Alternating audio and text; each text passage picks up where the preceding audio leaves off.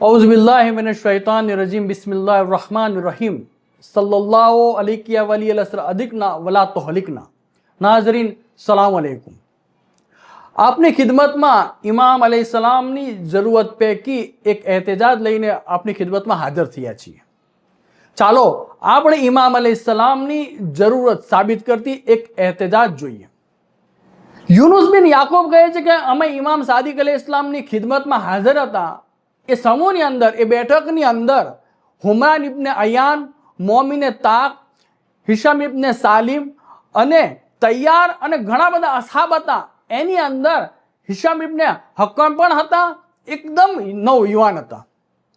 પછી ઇમામ અલૈહિસ્સલામે હિશામને કહ્યું, એ હિશામ। તો હિશામ એમ કીધું, લબ્બૈક યા ઇબ્ન રસૂલિલ્લાહ। ઇમામ અલૈહિસ્સલામે ફરમાયું, શું તમે એ નહીં કહો કે અમ્ર ઇબ્ને ઉબૈદને તમે શું સવાલ કર્યા હતા અને કેવા સવાલ કર્યા હતા? તો હિશામ ઇબ્ને હકમ કહે છે, મારી જાન આપ પર કુરબાન થઈ જાય યા ઇબ્ન રસૂલુલ્લાહ, હું આપની સામે મારું જબાન ખોલી શકું એવી તાકાત નથી। હું આપની ઇજ્જત કરું છું, આપની માનમાં મારી જબાન નહીં ખુલે।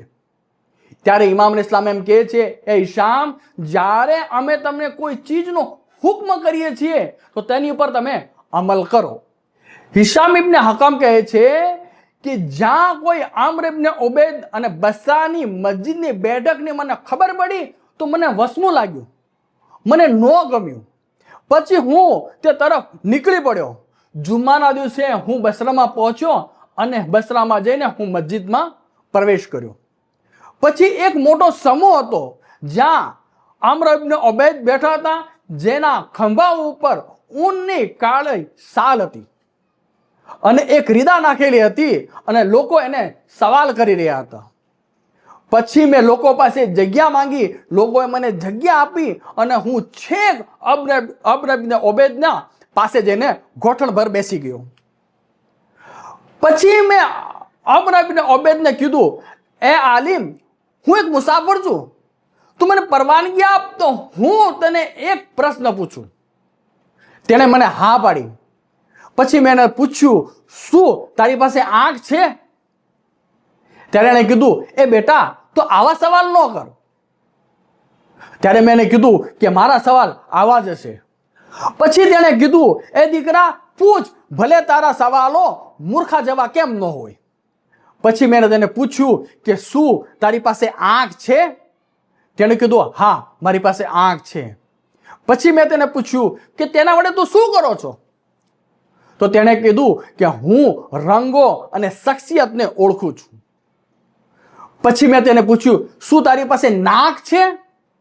તો તેણે કીધું, હા, મારી પાસે નાક છે। તો તેના વડે શું કરો છો? તો તેણે કીધું કે હું તેના વડે ગંધને પારખું છું, સૂંઘું છું। પછી મેં તેને પૂછ્યું, શું તારી પાસે મોઢું છે, મોં છે? તો ત્યારે એણે કીધું કે હા, મારી પાસે મોં છે। તો તેના વડે શું કામ કરો છો? તો તેણે કીધું, તેના વડે હું સ્વાદોને પારખું છું, હું સ્વાદોને માણું છું। પછી મેં તેને પૂછ્યું, શું તારી પાસે જબાન છે? તો તેણે કીધું, હા, મારી પાસે જબાન છે। તો મેં તેને પૂછ્યું, તેના વડે શું કામ કરો છો? તો તેણે કીધું, તેના વડે હું વાતચીત કરું છું। પછી મેં તેને પૂછ્યું, શું તારી પાસે કાન છે? તો તેણે કીધું, હા, મારી પાસે કાન છે। તો તેના વડે શું કામ કરો છો? તો તેણે કીધું કે હું આના વડે અવાજને સાંભળું છું। પછી મેં તેને પૂછ્યું, શું તારી પાસે હાથ છે? તો તેણે કીધું, હા, મારી પાસે હાથ છે। તો તેના વડે શું કામ લ્યો છો? તો તેણે કીધું કે હું તેના વડે રક્ષણ મેળવું છું, હું તેના વડે હમલાને રોકું છું અને મુલાયમ અને ખરબચડાને ઓળખું છું। પછી મેં તેને પૂછ્યું, શું તમારી પાસે બે પગો છે? તો તેણે કીધું, હા, મારી પાસે બે પગો છે। તો તેના વડે શું કરો છો? તો તેણે કીધું કે તેના વડે હું એક જગ્યાએથી બીજી જગ્યાએ જાઉં છું। પછી મેં તેને પૂછ્યું, શું તારી પાસે દિલ છે? તો તેણે કીધું, હા, મારી પાસે દિલ છે।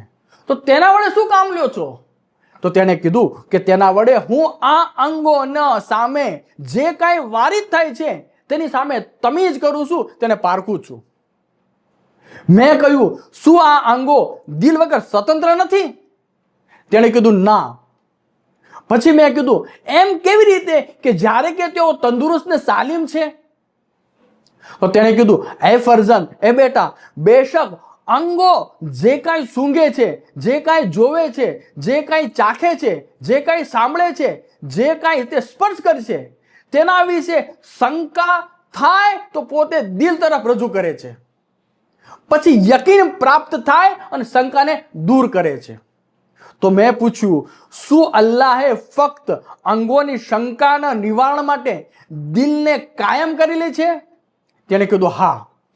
પછી મેં પૂછ્યું, શું દિલ સિવાય કોઈ છુટકારો નથી કે તેના સિવાય અંગો સીધા રસ્તા ન ચાલી શકે? તેણે કીધું, હા. પછી મેં કીધું, એ અબા મરવન, બેશક અલ્લાહ તબારક વ તઆલાએ તારા અંગોને એક ઇમામ બનાવ્યા વગર છોડ્યા નથી કે જેથી તું તારી સુધારણા માટે, એની ઇખ્તિલાફ માટે, એની શંકા માટે એક દિલ રાખ્યું જે યકીનમાં દેવડાવે, યકીન દેવડાવે.